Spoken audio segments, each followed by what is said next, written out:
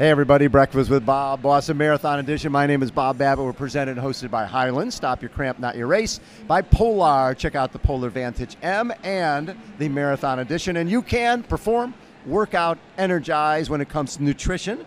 Pamela Nisevich Bede has always been our consultant here at Boston Marathon. Thanks, longtime age group triathlete and runner. How you doing, Pam? I'm good. I'm excited for Monday. You're running again. As I like to say it, I'm going to run a lot of it. So, as much as you yeah, I'm going to finish, but you never know what's going to happen those last couple miles. You really don't, especially weather cold, rainy. Exactly. But you don't care. But it's going to be a good time. Yeah, absolutely. Yeah. So people are now sitting at home and going, okay, I'm signed up for Boston, and it's 48 hours away. Yep. Oh, people are either overhydrating, underhydrating. What should people be doing? You can have a lot of train wrecks in the last few days you leading ruin up to your any race. race, right?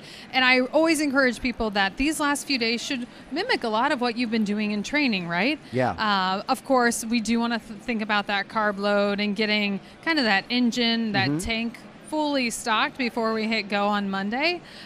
So it's a good time to rest and relax, sip on fluids, not overdo it, obviously. Yeah.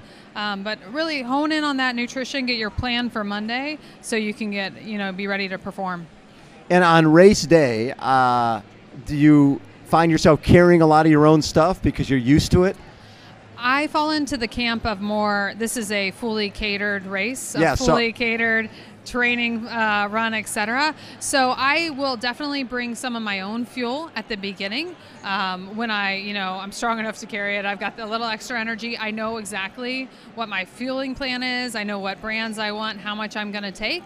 And then I'll use the products on course because it's actually what I trained with. Okay. I never take anything that I haven't trained with. And I also know there are some products out there on course that don't agree with me, so I'll skip those.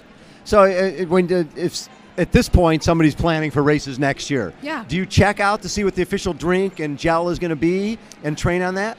I do. I always look at the race course, and I train with that because there's a chance that it's not going to agree with your system. So you're going to want to experiment, whether it's different forms, different companies, different flavors. So you want to really, it's a lot of trial and error. So what do you look at as, you've done this race a number of times, what do you look at as your best Boston?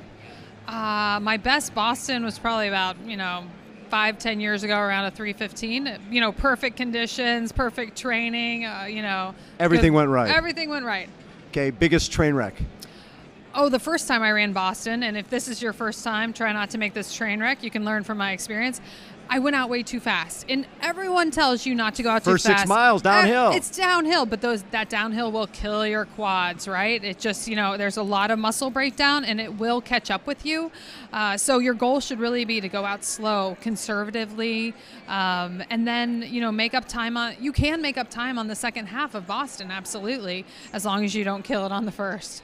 So, for you, were you more of a 5K, 10K person before you moved over to the marathon, or was marathon it for you? I went from playing collegiate soccer over to the marathon. I'm, full throttle, whatever So I'm none doing. of that short stuff for you? No. I like the half marathon is my perfect distance. Yeah. And I like the full as well.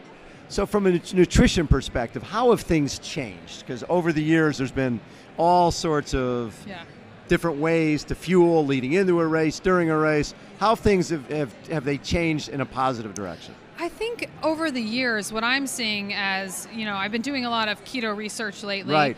And I've been working with the team at Zone Perfect to really develop best-in-class keto items. But I'm seeing this shift as athletes going towards a little bit lower carb, higher fat, and then making the shift to keto. However, it's not an overnight thing, as you know. Right. It's something you want to play with. It's something you need to determine if it's for you.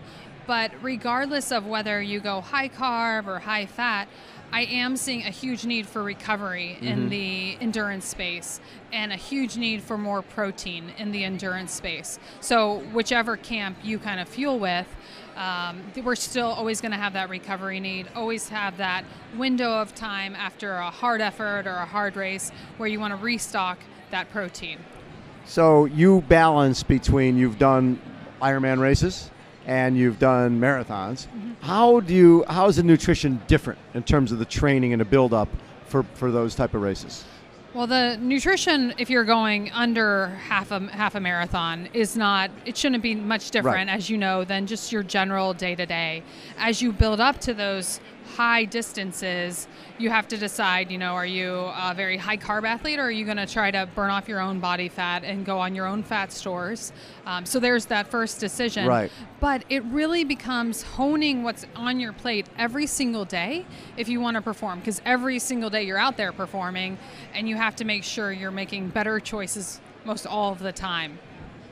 So for your goal here, what do you feel like you want to run? Do you even have a time goal, or do you care? Bob, I spent this winter writing a book, and it was basically a choice of, do you want to write a book or do you want to run your miles? And, I really had to prioritize writing that book.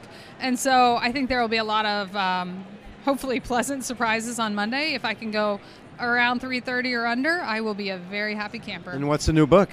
The new book it's going to be put out by Velo Press. The title is still a TBD, but basically it's going to be a beautiful blend of nutrition, like field guide manual, general nutrition, performance nutrition, and then the other part of the book is going to be a food journal and a habit tracker and a bullet journal to kind of put all those pieces together of not only knowing what to eat, but how do you make that mental change? How do you perform and make the right choice day after day? What I found myself a number of years ago changed everything nutritionally, right? Got away from bread, butter, sugar, salt, all that type of stuff, and found that the workouts really didn't matter, that in terms of getting fit and losing weight, it was all about nutrition. Yep. And you found that as well? Well, definitely. When we think about your day, you get so many calories burnt on the bike or in the swim or on the run, right? But you have all these other calorie opportunities through the day, right? Yeah. You can make the best choice every time that, you're putting the fork full of food in, or you can make choices that aren't getting you to your goals. And so like you found, as you massage that nutrition over time, you can get to better performance, and then the workouts, they become more seamless, and you get to a better place. Yeah, you find that by there's a plate with wheat thins and cheese, or there's a plate with fruit and vegetables, and you eat the fruit and vegetables, and all of a sudden you lose weight, and all of a sudden you get faster. It sort of makes sense. But you're still enjoying it, right? It's not like a painful. It's not a diet. Painful journey. No, it should be a lifestyle, right? Totally a lifestyle. Yeah, Definitely. And I think more and more people are finding that out every day. Absolutely. I also think that what's hard is with couples. I think it's very difficult with couples because you see people where either both are very fit or both are not. Right. And I think it's very difficult for one to make the move without the other one making a move. It is. It's one of the first questions I ask somebody if I sit down with them and they say, I want to change my lifestyle, my diet. And I'll say, what kind of support do you have? It's not that you can't go it alone, but I will tell you the success and the ease of making those changes is so much more pleasant when you've got a team behind you and when you have some support at home. Love it. Pam, as always, thank you for taking time. And when will the book be available? End of this year. And what's it? Oh, no name. TBD. Surprise. Look for TBD. Yes. Pamela, thanks. Thanks, Bob. Again, Breakfast with Bob, Boston Marathon Edition. Hold on, everybody. We will be right back.